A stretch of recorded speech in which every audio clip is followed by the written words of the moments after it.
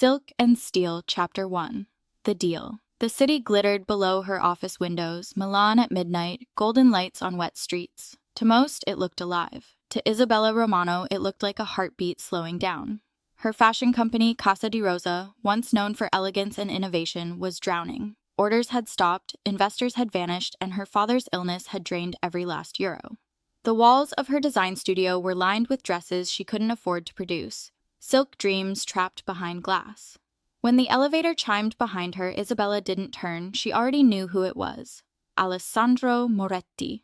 The man whose name was both whispered and feared through every corridor of power.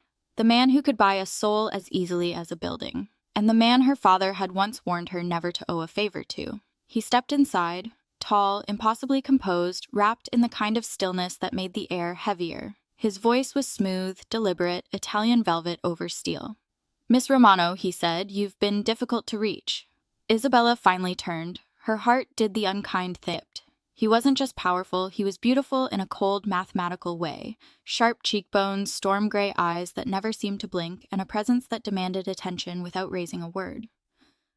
"I didn't realize I owed you an audience," she said, keeping her tone calm. "Not yet," he replied, lips curving faintly. "But you will." He placed a document on her desk. The Moretti insignia gleamed in silver. "Your company's debts," he said simply. "I've acquired them all. As of this morning, I own Casa di Rosa." The words hit her like frost. "You bought my company?" "No," he corrected softly. "I bought your future. I intend to keep it intact under one condition." She crossed her arms. "And what could you possibly want from me?" He studied her for a long moment, and the room felt smaller. Then he said it, not as a proposal, but as a fact. "You'll marry me." The silence afterward was deafening. "You're out of your mind," she whispered. "Perhaps," he said, stepping closer, "but you need my protection, and I need a wife, a public one. Temporary." "You think marriage is a business deal?" "Everything is a business deal," he said. "Even love. I don't ask for that, Miss Romano, just your name beside mine for 1 year. In return..." He slid another document forward. "Your father's medical debts disappear. Your company becomes solvent again, and no one touches your family." Her breath caught. He knew everything. "Why me?" she asked finally. "Because your brother once saved my life," he said quietly. "And because you're the only woman in this city no one would believe I could control." Something flickered behind his calm, something dangerously close to sincerity. Isabella looked down at the contract, then back at him. Her pulse was unsteady, her voice sharp. "You don't want a wife, you want a shield." "Correct," he said, "and you want survival." The city lights outside dimmed as rain began to fall, fine, steady, relentless. She stared at the papers in silence for a long moment, then picked up the pen. 1 year, she said. 1, he confirmed. The sound of her signature cut through the rain. He smiled faintly, slow and deliberate. "Then it's done. Welcome to the cage, Signora Moretti." She met his gaze, unflinching. "We'll see who ends up caged, Signore." The moment their eyes locked, the deal stopped feeling like business and started feeling like destiny. Chapter 2. Cold vows. The wedding was beautiful, really empty. A private ceremony inside an ancient Moretti villa outside Milan. No press, no family, no warmth, only marble floors, cold candles, and the echo of vows spoken like negotiations. Isabella stood in front of the mirror in her white dress, sleek silk, simple, elegant, nothing like the gowns she once designed for real brides. Her hands trembled only once, and she forced them still. Behind her, Alessandro Moretti entered the room. He wore black, of course. The suit tailored so perfectly it seemed the fabric feared to wrinkle against him. His cufflinks glimmered with silver wolves, Moretti's family symbol. "Are you ready?" he asked, tone unreadable. "Do I have a choice?" she replied without turning. He paused, then said quietly, "There's always a choice, Isabella. You just might not like the cost." She turned then, eyes meeting his reflection. "And what did this cost you, Alessandro, buying yourself a wife?" "Less than what it's costing you to become one." For a moment, she hated how calm he looked, how nothing seemed to touch him. But she also couldn't ignore the way his gaze lingered, not on the dress, but on her eyes. It wasn't desire, not yet. It was curiosity, as if he was studying a secret he wasn't supposed to see. The ceremony lasted 15 minutes. The priest barely looked up from the book as they said the words. When he slid the ring on her finger, white gold, flawless, heavy, solemn, she felt the metal like a chain. When she repeated her vows, she swore she saw something flicker in his eyes, something softer than steel. Then it was done. They were husband and wife, bound not by love, but by signatures. That night, the villa felt enormous. He showed her to her room, a suite across from his. 2 doors, 2 worlds. You'll have your privacy, he said. I don't mix business with personal. Then what am I, she asked. An arrangement, a symbol of stability, and perhaps a reminder that I can still trust something that isn't money. You don't trust people? People are currency, they change value. And what's my value? He smiled faintly. Ask me again when you stop looking at me like you're planning an escape. She stepped closer, dangerously close. Maybe I am. Then make sure you run fast, Signora Moretti. I don't like chasing what I already own. She froze. Not because of the words, but the way he said them. There was no cruelty in it, only quiet honesty. He wasn't playing a role. He was showing her exactly who he was. A man built of control, precision, and buried loneliness. Hours later, she couldn't sleep. Through the balcony doors, she saw him outside in the courtyard, smoking beneath the rain. The glow of his cigarette painted his features, sharp, thoughtful, tired. For a moment, she realized he wasn't the monster people whispered about. He was a man holding up an empire, and perhaps he was more human than he allowed anyone to see. She whispered into the night to no one but herself, "What are you hiding, Alessandro Moretti?" And somewhere below, as if he'd heard her through the rain, he lifted his gaze toward her balcony, eyes meeting hers through the darkness. Neither of them looked away. 2 strangers, 2 walls, and a marriage that was starting to feel like a war neither wanted to win. Chapter 3. The rules. The Moretti mansion wasn't a home. It was a fortress dressed in glass and art, where silence had a price and beauty had purpose. For the first few days, Isabella wandered through it like a ghost. Servants bowed but never met her eyes. Security men in black suits moved through hallways like shadows. And everywhere she turned, the presence of him lingered. In the way people straightened when he entered, the hush that followed his voice. She'd married a king, and kings didn't share thrones. On the 4th morning, a note appeared on her breakfast tray, written in precise handwriting, signed with nothing but A.M. The rules: 1. You do not leave the villa without escort. 2. You will attend public events as my wife. 3. My business is not your concern. 4. In public you will smile. 5. In private you will be honest. She read the list twice, then laughed quietly, bitterly. When Alessandro walked in minutes later, she was still holding the paper. He looked impeccable as always. Black shirt, sleeves rolled up, tie gone, revealing the veins and power in his forearms. You left this, she said, lifting the note. I did. You forgot number 6. Oh? The one where I sign away my spine. He didn't react, just poured his coffee with the calm of a man used to rebellion. Rules protect, Isabella. They're not meant to cage. That's what every jailer says. And every survivor learns to listen. She narrowed her eyes. Shiki, you think you're keeping me safe? No, he said quietly, looking up. I'm keeping the world safe from touching what's mine. For a moment, her breath caught, not in fear, but confusion. His tone wasn't possessive, it was protective, like he'd already lost too much. Later that day, she followed him. He'd told her not to ask about his business, which of course meant she had to. The meeting took place in a hidden office beneath the villa, heavy steel doors, glass walls overlooking the gardens. She waited until the men left, then stepped inside. You deal in weapons, she said flatly. Information, he corrected. Weapons are just tools. You're playing God. No, he said, meeting her eyes. I'm just making sure devils like me stay predictable. There it was. That thin line of truth she hadn't expected. He wasn't pretending to be clean. He was choosing to be the lesser danger. "And where do I fit in this empire?" she asked. "You already do." "As decoration?" "As my equal. If you can handle the cost." She crossed her arms. "Oh, I chum. You don't believe in equals." "Then prove me wrong." The challenge hung between them, electric and sharp. Neither looked away. That night she didn't sleep again, but this time it wasn't fear keeping her awake, it was fascination. He wasn't the monster people described, he was precise, ruthless, and dangerously self-controlled. But beneath it all, there was something she couldn't name, something lonely, something she wanted to understand. She stood by the window again, watching the courtyard where he always walked before dawn.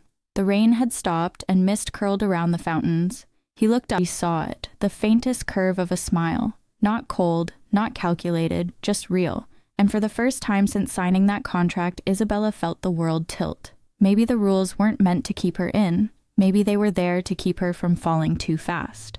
Chapter 4. The Masked Gala. The invitation had arrived, sealed with black wax and the Moretti crest. The Venetian Foundation Annual Gala. Every year, Italy's elite gathered in a ballroom full of masks, champagne, and secrets. This time, all eyes would be on one thing. The new Mrs. Alessandro Moretti. When Isabella entered the ballroom that night, silence rippled through the crowd. She wore a gown of silver silk that clung and moved like liquid moonlight, her mask a delicate lace pattern that revealed just enough to intrigue. Cameras flashed, voices murmured, and then the man everyone feared appeared beside her. Alessandro in black, sharp tuxedo, no mask. He didn't need one. His name was armor enough. He offered his arm without looking at her. She took it anyway. "You clean up well," she said softly. "You say that as if you doubted it," he replied. "I doubt everything about you." "Good," he murmured, eyes flicking toward her. "It keeps you alive." They entered the gala together. The predator and the storm he'd married. The orchestra played a slow waltz. People stepped aside as they passed, whispers following like perfume. Half an hour later, the masks and laughter blurred into background noise. Isabella played her role perfectly. Polite smile, confident posture, calm eyes, but she felt the weight of Alessandro's hand on her lower back every time another man tried to speak to her. Possession, yes, but something else too, a silent warning. When they finally stopped near the marble balcony, she turned to him. "You enjoy controlling a room, don't you?" "Control isn't enjoyment, it's survival. You ever try just living?" "Living," he said, tasting the word, "requires trust. And you don't trust anyone." "I trust patterns, numbers, silence." He paused, his gaze catching hers. "But lately I find myself trusting your eyes." Her heartbeat stumbled. She didn't know if he meant it or if he was just too good at playing this game. But either way, it worked. The music slowed, he extended his hand. "Dance with me." She hesitated, then took it. They moved together easily, a tamul. Two opposites learning rhythm. Her silk against his black suit, her warmth against his restraint. Every step felt like a conversation without words. He leaned closer, his breath brushing her ear. "You're not afraid of me, are you?" "Should I be?" "Yes," he said quietly. "Because I can't decide if I want to protect you from this world or let you burn it with me."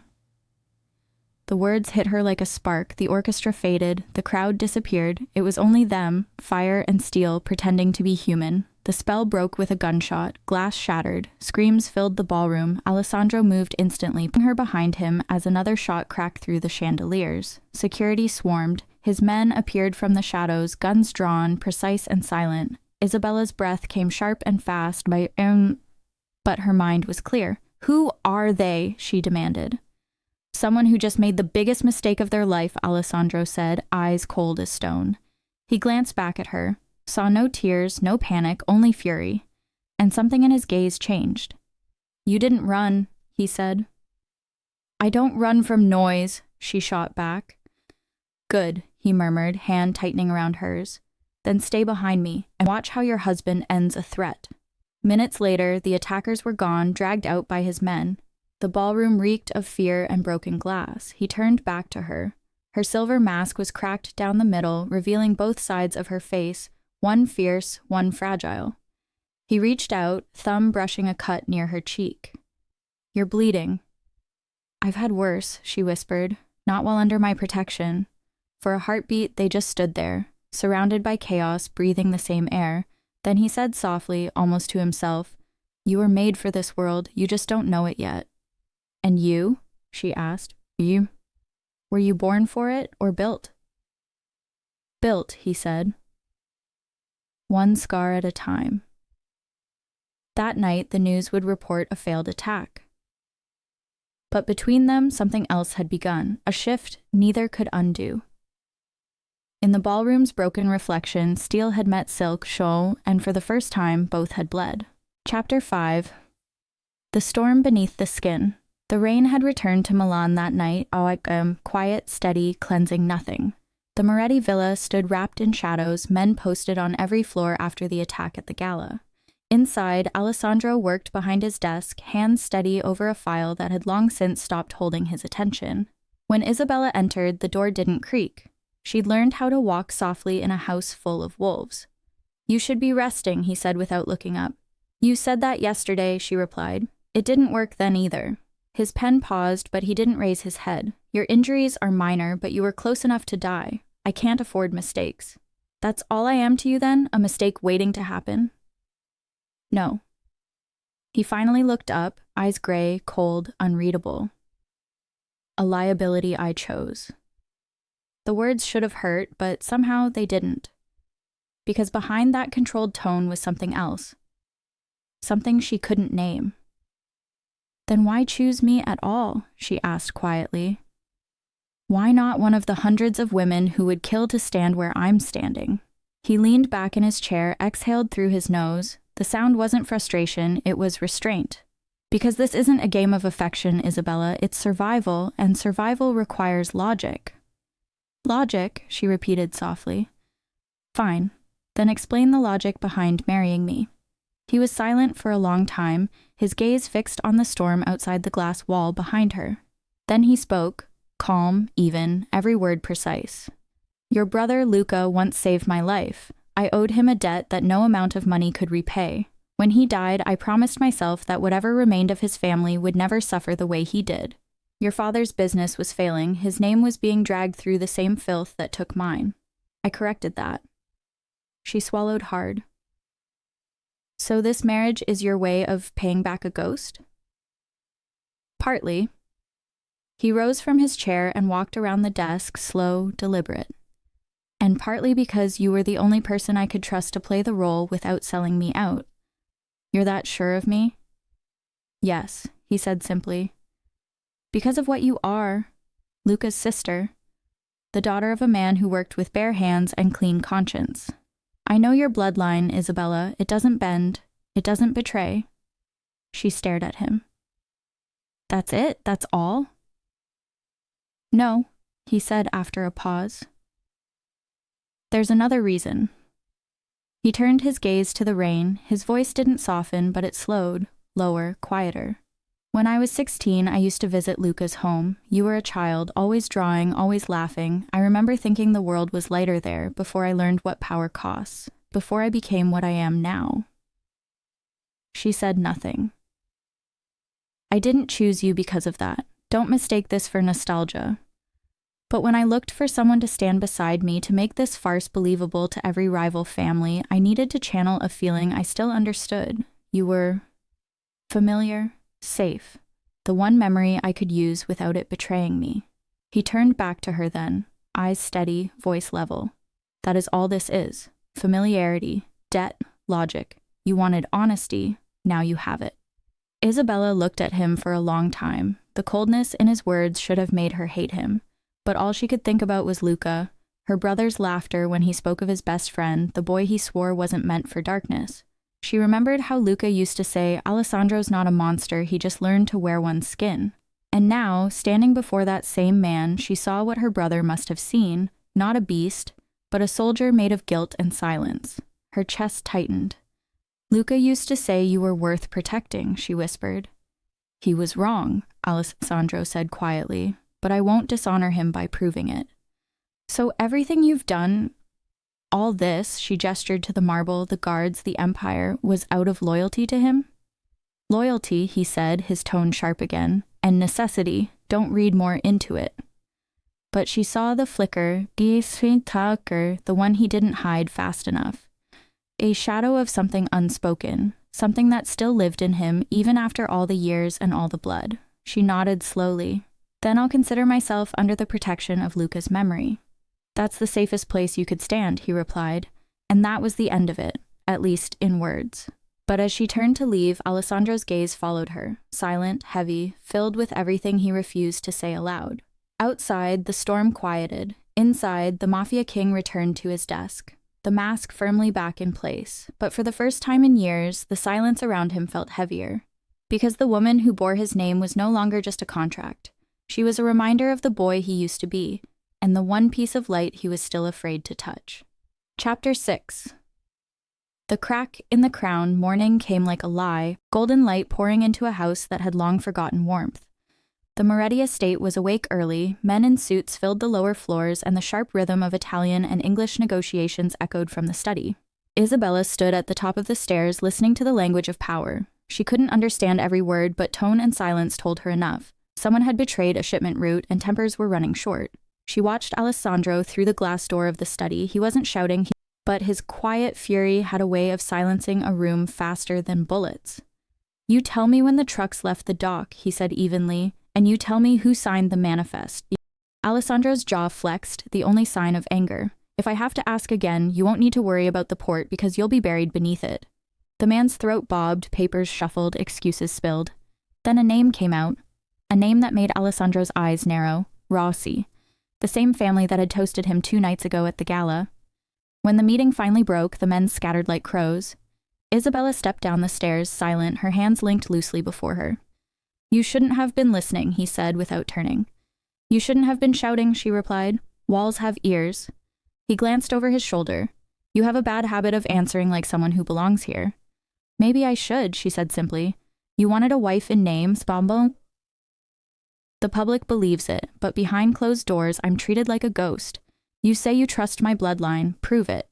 He faced her fully now, the cold mask firmly in place. "You want to involve yourself in this world, the same one your brother died to keep you away from?" "He died believing you were worth protecting," she said quietly. "I won't let that be for nothing." Her tone wasn't rebellion, it was conviction, quiet, sharp, and dangerous in its steadiness. Later that afternoon, she found him again in his office, staring at financial sheets scattered across the desk. "Your shipments were marked in the wrong ledger," she said, setting down a file. "I checked the documentation from the last quarter. The signatures from the Rossi docs don't match the real handlers. They've been duplicating manifests for months." His eyes flicked up. "How would you know that?"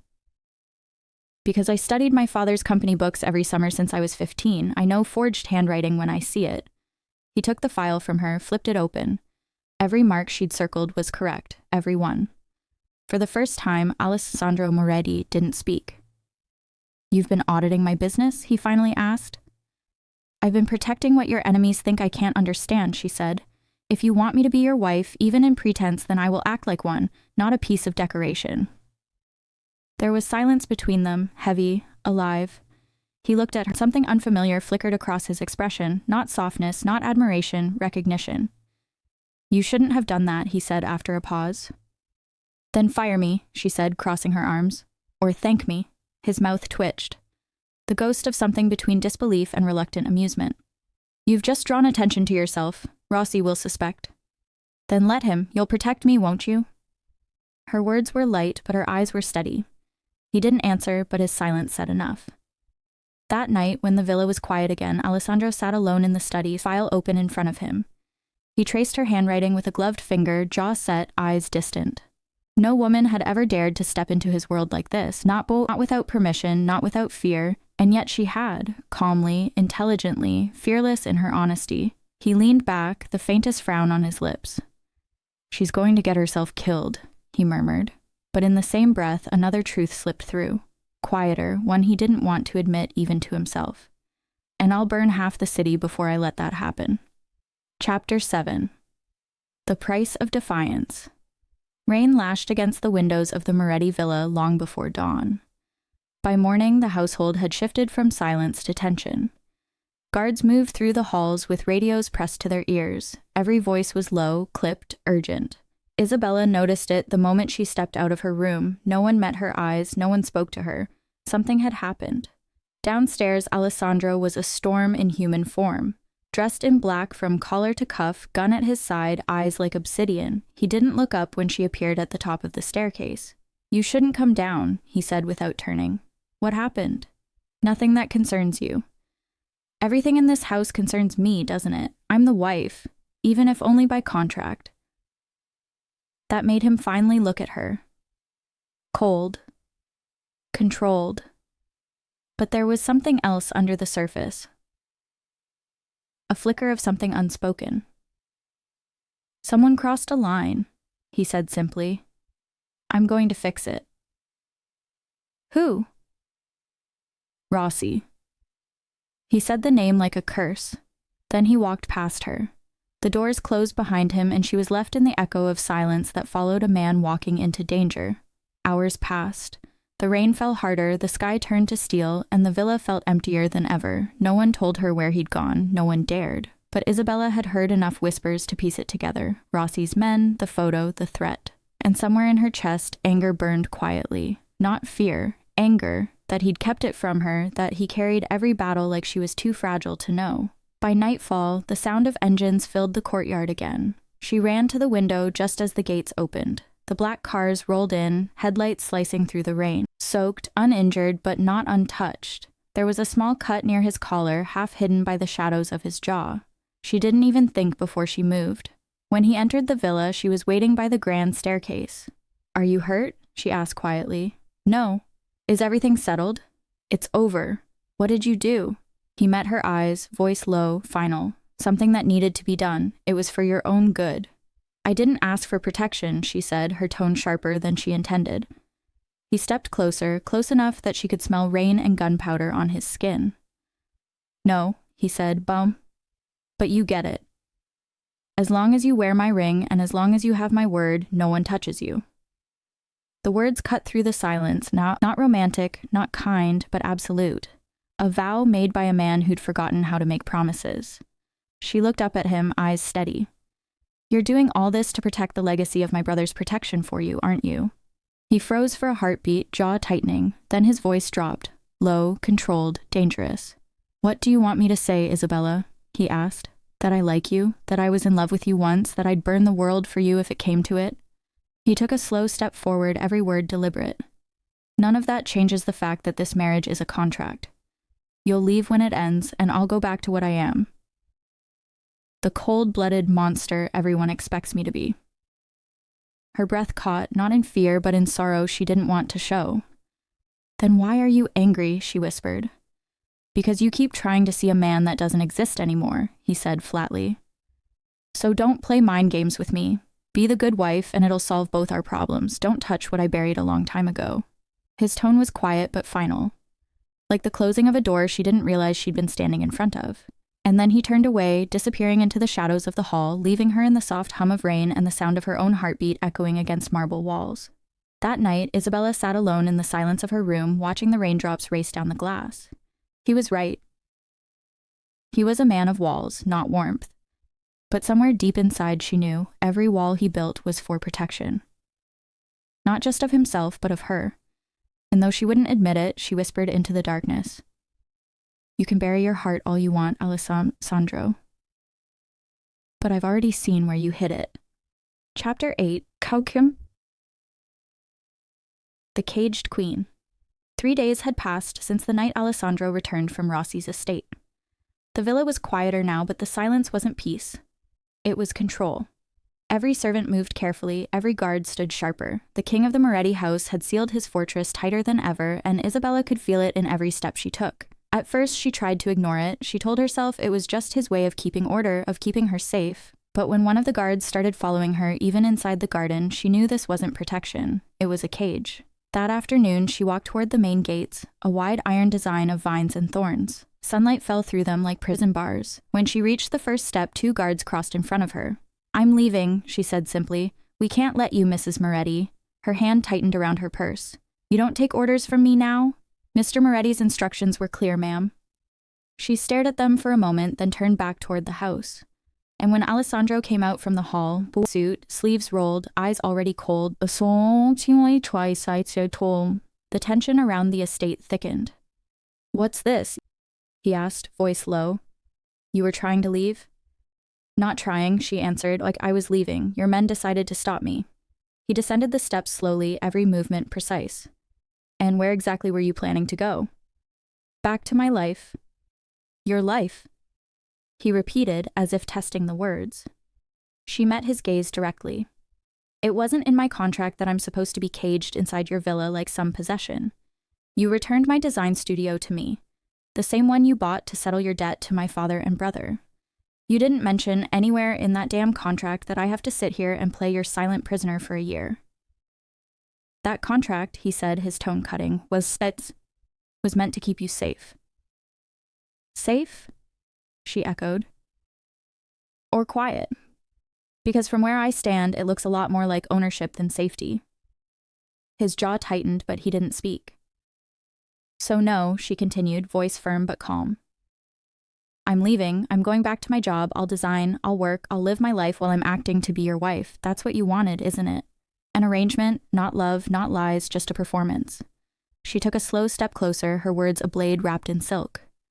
"You're the one who said you don't want to mix feelings. You don't want imagination. Well, when you stay locked away too long, you start imagining things that aren't real. And I'm not your real wife, Alessandro. You're not my real husband. So stop acting like one."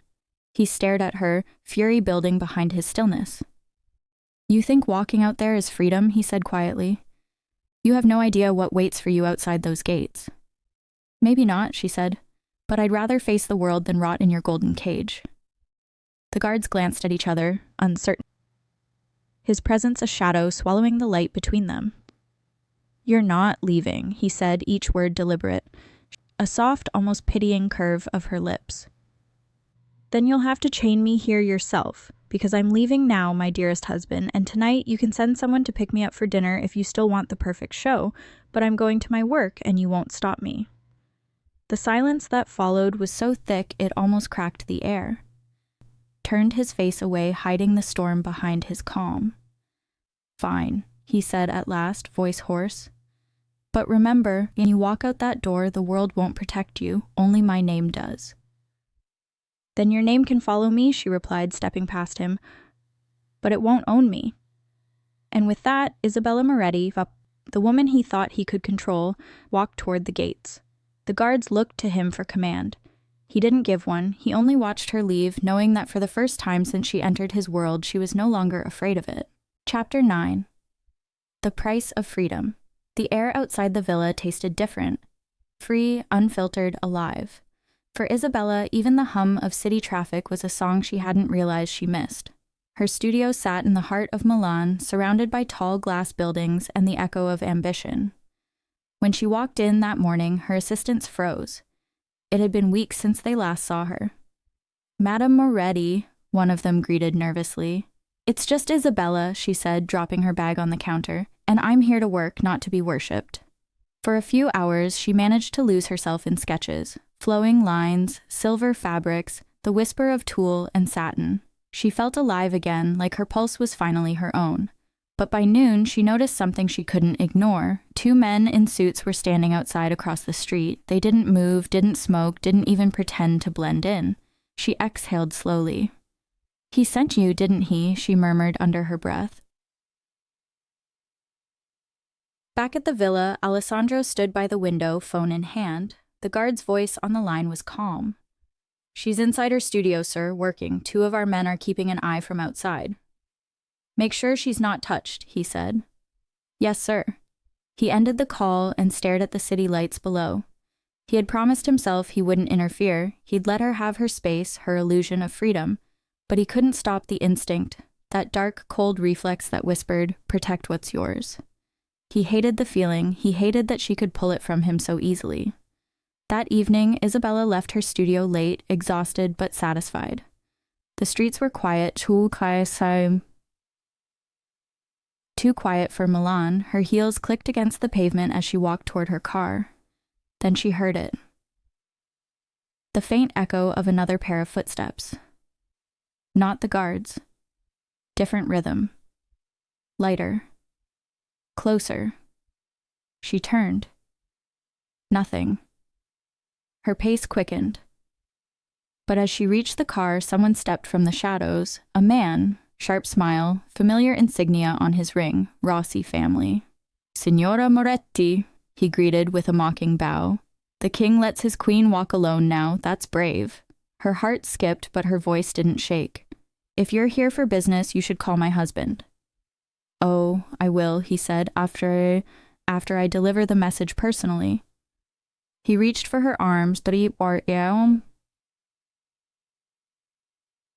but before his hand even touched her, another figure appeared behind him. Fast, silent, efficient, the man fell to the ground before Isabella even registered the gunshot. She turned, and there he was, Alessandro, black suit, dark gloves, and eyes like an executioner's. Get in the car, he ordered, voice low but lethal. Alessandro. Now. She hesitated, not from fear, but from the shock of it all. He grabbed her wrist, guiding her firmly but not cruelly into the car. The moment the doors shut, silence filled the air between them. Only the hum of the engine, only the sound of their breathing. You said you wouldn't stop me, she said finally. I didn't, he replied. I just stopped them. You had your men follow me. Of course I did. Do you think Rossi would ignore a chance to strike at me through you? Then this is exactly why I needed to leave, she shot back. You think you're protecting me, but all you're doing is reminding them that I'm leverage. He didn't respond immediately. His knuckles whitened on the steering wheel. You're not leverage, he said finally, his tone low, quiet, deadly. You're one of the reason they will stop breathing soon. She turned to him, eyes burning with both anger and confusion. That's not protection, Alessandro. That's fear. It's survival. For the rest of the drive, neither of them spoke, but the silence was heavier than any argument they had before, because for the first time, Isabella saw the truth of his world not from behind his walls, but from the middle of it. And Alessandro realized something far worse. He could cage her, he could guard her, but he could never make her feel safe. Chapter 10. Between Fire and Shadow. 3 weeks passed. 3 weeks of blurred mornings, late nights, and a growing tension that lived somewhere between longing and control. Every morning, Isabella left for work with 2 black cars trailing behind her, and every evening she returned with more eyes watching her than before. The guards followed her everywhere, in the elevators, outside her office, near the coffee bar downstairs. Her employees had learned to look away when they saw the men in suits. The laughter in her studio was gone. Silence, like glass, filled the place that once felt like a home. Still, she worked, she drew, she created. The one thing she refused to surrender was her art. At the villa, Alessandro's empire grew colder. Meetings, negotiations, calls that ended with threats and quiet deaths. Every day he told himself this was the only way to keep her safe. Every night he wondered if he was protecting her or imprisoning her. He could feel her anger even when she wasn't there. In the way she slammed the car door before leaving, in the sharpness of her voice when she told him she needed a life. He told himself he didn't care, he always lied. Sometimes, when he came home long past midnight, the entire villa would be silent, except for the faint glow in the living room. There she'd be, asleep on the couch, her sketchbook open across her lap, a pencil still in her hand, a faint smudge of graphite on her fingers. Her hair loose, a soft curl resting against her cheek. For a man who lived surrounded by blood and shadows, it was the most disarming thing in the world. Someone waiting. Not because they feared him, not because they needed anything, but simply because they wanted him to come home. He would stand there for minutes just watching. Then quietly he'd kneel, take the pencil from her hand, close the sketchbook, and set it aside. The way he carries her to her room when she opened her eyes and she so it's him close them again and tights her arm around his neck. The way he doesn't want those corridor never finished till she be in his arm forever. Just a second. A single stolen second, by a own second, but it was enough to warm the ice in his chest. Their arguments never stopped. She still fought for her independence, he still fought to keep her safe. But underneath the words, something was shifting, something they both felt but refused to name. When their hands met, a glass, a note, a door handle, the air between them would still. When he looked at her too long, she'd look away, pretending to fix her hair or her sleeve. and when she spoke his name softly, it always sounded like a secret she shouldn't be telling. Sometimes he almost broke. Almost. "You hate me for trying to keep you safe," he said once during one of the arguments. "No," she answered without hesitation. I hate what you make me feel." "And what's that?" "Like you're the only safe place in a dangerous world." He didn't reply, but his hand tightened on the glass until it almost cracked. The tension followed them everywhere, in glances, in silence, in the soft brush of her dress against his arm when they crossed paths. They were both pretending, her to be free, him to be unaffected. But both were lying. He had stopped being the king when he saw her asleep waiting for him, and she had stopped being untouchable the moment his strong arm carried her to bed and touched her face so slowly till she doesn't wake, but her heart was racing like her life will end if he stop. The way he look at her hungry, when she is looking, or stand in her personal space all the time, his smell is like drug to her, not that she is ever going to tell the king she has fallen, but she feels sorry for her poor heart. Then came that day. She left for her studio as always. Same time, same route, same cars. The air felt strange, too quiet. Even Marco, her head of security, noticed. "We'll stay close today," he told her. "Something's off." She only nodded and went back to work. The new collection was nearly finished. Soft silks, dark lines, elegance born from conflict. She called it Velvet Shadows. When she looked at the design of the final gown, deep black with threads of silver light, she thought of him, the man who lived between shadow and warmth. By sunset, she was tired but content. She walked out of the building, the guards moving ahead. The street was nearly empty, and then everything shattered. Gunfire ripped through the air, short, clean bursts. The driver fell before he could react. Marco yelled her name, firing back, but the second car behind them exploded in a flash of flame. Smoke. Screams. The sound of tires screeching. A black van stopped beside her. 2 masked men jumped out, grabbing her before she could move. She kicked, fought, screamed his name. "Let me go." "Easy, Signora Moretti," one of them sneered, dragging her inside. "The king wants to protect his queen, then let's see what happens when the queen's no longer on the board." The door slammed, the van roared away, and in the distance the sirens of Milan began to scream. Chapter 11. When the Devil Woke. The call came just after midnight, one short ring, one sound that stopped the entire house from breathing. Sat alone in his office, the dim gold of the city leaking through the glass wall. He was staring at her sketchbook, the one she always fell asleep holding on the couch, pencil still in hand. He answered on the first buzz. "Marcus, head of his private security. It's Isabella. They took her. Rossi's men ambushed the convoy. They killed everyone." The world didn't move, didn't breathe, didn't exist for a full 5 seconds. Then the sound of breaking glass echoed through the villa as Alessandro slammed the tumbler against the wall, whiskey and blood dripping from his fist. "How long ago?" 20 minutes, sir." "Where?" "We're still tracing the van. Shut everything down." The words were quiet, too quiet. "Sir?"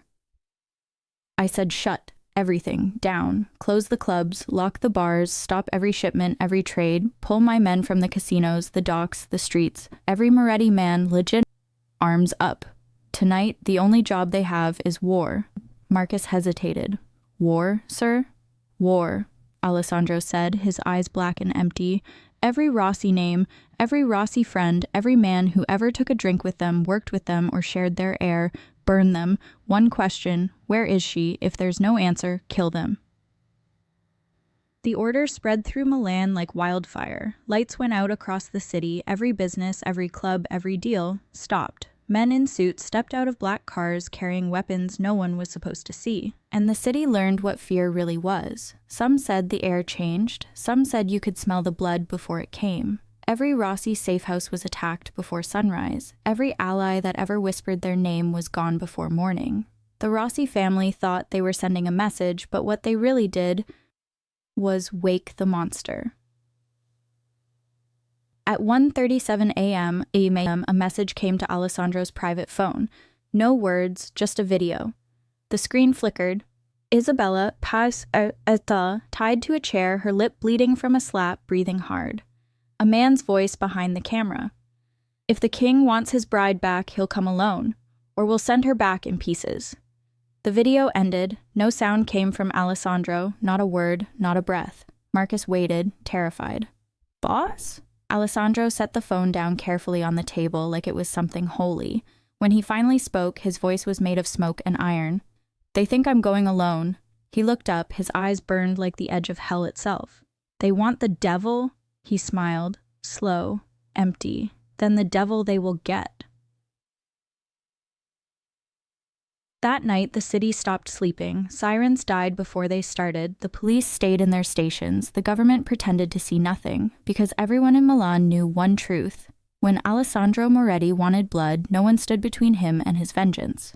By the time dawn broke, the Rossi estate was nothing but fire. Bodies lined the courtyard, smoke painted the sky, and not even the priests dared to step close. Alessandro walked through the burning ruins, gun in hand, coat stained dark at the edges. Every step echoed like judgment. From behind a fallen column, a wounded Rossi soldier dragged himself out, coughing blood. "Please, please, mercy!" Alessandro stopped in front of him, eyes unreadable. "Where is she?" "I'll tell you," the man gasped. "She's alive. East Side, Warehouse 13. Alessandro's hand tightened around the gun. "Then pray she's still breathing." He raised the barrel, "because if she's not even God will find what's left of you." The shot echoed through the morning light, and when it was done, all Milan knew. The monster had finally woken. Chapter 12. The Monster's Vow. The warehouse lights were still on when Alessandro Moretti walked in. Rows of hanging bulbs cast a pale, trembling glow across the concrete floor, reflecting off blood, metal, and fear. The rain outside was a soft echo, like the world itself was afraid to make too much noise. Isabella sat tied to a chair at the center of the room, her lips split, her eyes sharp and steady. Behind her, a man held a gun pressed to her forehead. Rossi stood several steps away, his smirk wide, his confidence brittle. A dozen of his men were still alive, weapons raised, voices trembling, even though they tried to hide it. And then Alessandro entered. He didn't rush, he didn't speak, he simply walked, coat draped like a king's cloak, shoulders straight, eyes black as the grave. He was calm, too calm, the kind of calm that made even the walls want to move away from him. The moment he appeared, half the room forgot how to breathe. He didn't look at Isabella, not yet. He looked only at Rossi. "You've been busy," Alessandro said quietly, removing his gloves finger by finger. "And stupid." Rossi's men shifted nervously. Isabella's heartbeat hammered so loud she could almost hear it. Rossi tried to laugh, but it came out thin. "You came alone?" "Did I?" That was when the first shot sounded. From above. One of Rossi's guards fell, his weapon clattering across the floor. Another followed, and another, precise, silent, distant. Panic spread. Men shouted, firing into the air, but the lights made it useless. Every shadow moved, every breath felt like death waiting its turn. Rossi turned wild, grabbing Isabella by the hair and pressing the gun harder against her temple. "Stop, stop, or I'll—" Before he finished, a single shot cracked. The gun flew out of his hand as a bullet tore through his arm. He screamed, collapsing. From the far side of the room, Marco lowered his weapon. "He's yours, boss." Alessandro didn't look at him, he just nodded once. Rossi's remaining men were already on the ground, disarmed by Moretti soldiers who moved like ghosts. The last few were dragged aside, bound, waiting for their fate. Rossi himself was pulled to his knees, bleeding and shaking. He tried to crawl backward when Alessandro approached, but the king of monsters didn't hurry. He crouched before him, his voice almost tender. "You touched what's mine." Rossi spat blood. "She's just a—" The click of a gun silenced him. "Say it," Alessandro said softly. "One more time." Rossi didn't. He couldn't. "Take him," Alessandro ordered. "Alive." Two men grabbed Rossi by the arms, dragging him out. Everyone in the warehouse understood what alive meant. And that death would have been kinder. When Alessandro finally turned, Isabella was already standing. The ropes had fallen from her wrists. Her hands trembled, not from fear, but from something deeper. The ache of relief that came with seeing him. She took a single step forward, then another. And when he reached her, the mask of the king cracked. His breath caught. His hands, those hands that had held guns and death, now trembled as they brushed her cheek. "You're bleeding," she whispered, eyes searching the cut on his lip, the bruises under his coat. He gave a faint, crooked smile. "You're kidding. You were the one tied to a chair. And you were the one who looked like you stopped breathing." His jaw clenched, but his eyes betrayed him. They burned, sharp and desperate, as though he was still making sure she was real. "You came," she said softly. He exhaled, finally letting the truth escape. "I told you, Isabella. If anyone ever touched you, I would burn the world for it." She swallowed, her lips trembling. "Why?" He leaned closer, his voice breaking into a low growl. "Maybe you're my mistake. But you are my mistake, and no one touches what's mine. You were mine since you were 5 years old, and you will stay mine until the day I take my last breath."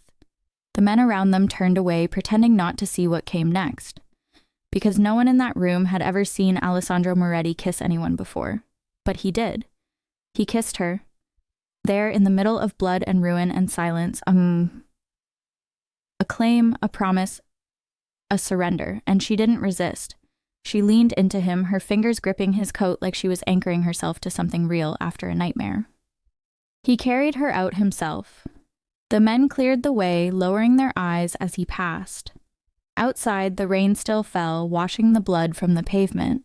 In the car, Alessandro's hands never left her. He touched her cheek, her hair, her shoulder, like he was checking each piece to make sure she wasn't an illusion. When they reached the villa, he didn't wait for help. He carried her upstairs to their room, his steps heavy with everything he didn't say. "Water," he ordered, voice shaking slightly. "Now." Servants rushed. No one dared speak. When the door finally closed and silence returned, Isabella saw it. His hands were trembling. The mask was gone. She stepped closer. "You can breathe now," she whispered. "I'm here." He shook his head. "I thought I lost you and the world stopped." Her palm brushed his face, gentle and sure. "Even if the world believes you're a monster," she said, "then you're my monster. No one can take you from me. No one can take me from you." He closed his eyes, and when he opened them again, something broke. Not his strength, but his restraint. "Breathe," she whispered again. "Just breathe, Alessandro." And when he did, his mouth found hers once more. Desperate, raw, alive. He kissed her not like a man reclaiming his possession, but like someone who'd finally found his soul again. Like he reclaimed what was his, like he wanted to make sure she is real and she let him kiss her the way he need to. He take her clothes and carry her to shower to wash her, like he wanted to make sure he clean her soul from everything that happened tonight. He wash her hair, her body, like it is the most precious thing in his world. When he carried her to bed, when his eyes was full of hunger, but he wasn't sure about her. When she pulled him to her, the hell break loose in him, he claimed. He took and he broke everything in her to ever think of leaving him. He gives her the world complete surrender of the king to her needs, to her body, the way he worshipped her. That night, there were no kings, no contracts, no empires, only the monster and the woman who taught him how to feel. Chapter 13. The King Who Knelt 3 months later. The world had changed for Isabella Moretti. Sunlight poured through the tall windows of her new studio, spilling over sketches, silks, and the hum of quiet music. The air smelled like fabric dye, coffee, and peace. Her laughter echoed softly, something rare and honest, something she hadn't heard from herself in years. She had everything she ever wanted now, the job she dreamed of, the man she loved, and a life that, though surrounded by guards and shadows, finally felt like hers. Sometimes the men in suits still followed her too closely, and she'd roll her eyes and tell them to breathe before she fired them. Sometimes Alexander would call 5 times in a day just to make sure she was safe. But she'd learned not to fight it too hard. Beneath all that control, all that obsession, there was a heart that only beat for her. When the evening came, she packed her sketches, humming to herself as she walked home through the golden light. But the moment she stepped inside the villa, everything changed. The house was quiet, too quiet, no sound of his voice from the office, no footsteps, no movement, only the faint glow of dim lights and the distant sound of music. Her brows furrowed, she followed the sound, a soft, slow melody coming from the greenhouse. When she pushed the door open, her breath caught. The entire glass room shimmered with tiny lights woven through the flowers she once her brother planted, Roses, jasmine, and pale lilies glowing under the threads of warm color. The air was sweet and soft like the night was holding its breath. And there he was. Alexander stood near the fountain, dressed in black, waiting. The king of shadows, surrounded by light. For the first time he looked like a man out of his depth. She smiled faintly. "You did this?" "I don't do romance," he said quietly. "You know that." "Apparently you're learning." He almost smiled, but his jaw tightened instead. He took a slow step toward her. "I know how to own, how to protect, how to keep what's mine, but not this. Not how to ask." Her heart softened at the tremor in his voice. "Then don't ask," she said gently. "You've never needed to." He shook his head. "No. This time I do." And then, before she could speak, he dropped to one knee. For the first time in his life, the king knelt. Not to a throne, not to power, but to her. The air seemed to still around them, the light shimmered over his dark hair, his scarred hands, his steady gaze that for once held no command, only devotion. "You've been mine in every way that matters," he said. "Every night, every day. But I don't want a contract anymore. I don't want a year, I want forever." Her lips trembled. Tears gathered in her eyes as she whispered, I thought you'd asked me to leave when it ended. I thought it was all just business." "It was," he said, voice breaking. "Until it became my life." A single tear rolled down her cheek. "Yes," she breathed, 1,000 times yes, I'll be yours forever." She reached for his face, cupping it gently. "Alessandro, don't ever cage me. I'll want to fly. Let me fly, and I promise I'll always come back to you." He looked up at her for and then smiled. Not the cold smile of a man who ruled a city, but the quiet, broken smile of one who had finally found peace. He rose, pulling her into his arms, pressing his forehead to hers. "Then fly, my love," he whispered, "and when you return, the world will still be yours." The music swelled softly around them as he kissed her, not with hunger, not with power, but with something far greater. The lights danced, the night breathed, and for once, the king didn't have to conquer anything, because he already had everything he ever wanted. The end,